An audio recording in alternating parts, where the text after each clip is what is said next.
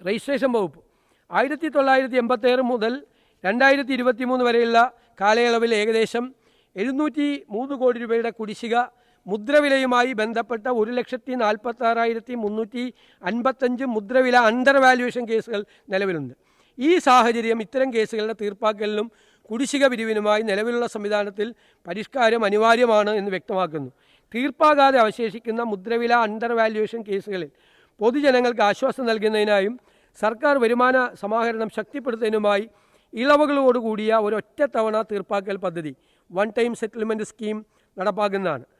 2010 March 31 വരെയുള്ള കാലയളവുമായി ബന്ധപ്പെട്ട് ദീർഘകാലമായി തീർക്കാതെ കിടക്കുന്ന അണ്ടർ വാല്യുവേഷൻ കേസുകളിൽ ദീർഘകാലമായി നിലനിൽക്കുന്ന ചെറുകിട ബാധ്യതകൾ അവസാനിപ്പിക്കുന്നതിനായി അന്തിമ ഉത്തരവ് പ്രകാരം നിർണ്ണയിക്കപ്പെട്ട അധിക മുദ്രവില 10,000-ൽ താഴെയായി കേസുകളിലെ ബാധ്യത ഒറ്റത്തവണ നടപടിയായി എഴുതിത്തള്ളുന്നതാണ്. ഈ നടപടിയിലൂടെ ഉയർന്ന മൂല്യമുള്ള വരുമാന ശേഖരണ നടപടികളിൽ സർക്കാരിന് കൂടുതൽ ശ്രദ്ധ കേന്ദ്രീകരിക്കാൻ കഴിയും. പരിസ്ഥിതി സൗഹൃദ നിർമ്മാണ പ്രവർത്തനങ്ങൾ പ്രോത്സാഹിപ്പിക്കുന്നതിനായി നിലവിൽ അർഹതയുള്ള ഫ്ളാറ്റുകൾക്കും അപ്പാർട്ട്മെൻറ്റുകൾക്കും അനുവദിച്ചിട്ടുള്ള 4% മുദ്രവില നിരക്ക് നിശ്ചിത മാനദണ്ഡങ്ങൾ പാലിക്കുന്ന Kerala real estate regulatory authority KRERA register ചെയ്ത എല്ലാ വില്ലകൾക്കും ബാധകമാക്കുന്നതാണ്.